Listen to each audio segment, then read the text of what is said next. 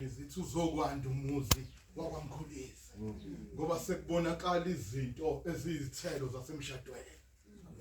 Inkinga ke uPhenina unabo abantwana. Kodwa uwana abantwana kanabo. Kodwa uwana engenabo abantwana.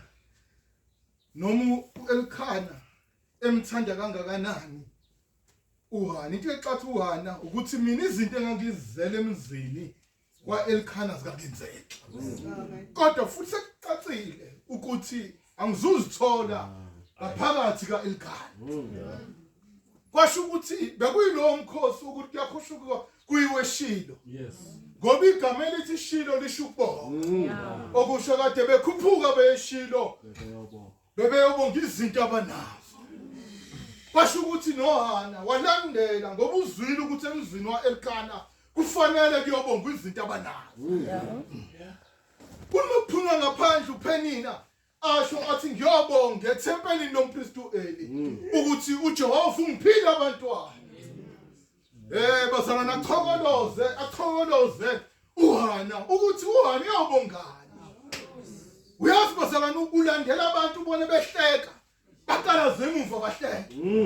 Yanganathi intombazane yakhuphukela ethempelini. Ukuthi yena uyibonga yena ngoba zithi izinto anazo esibongekayo. Wangena kwasho ukuthi abanye basaqhoma ukuthi mina ngizobonga lokhu athi omunye ngizobonga lokhu bekhuluma kumpristi.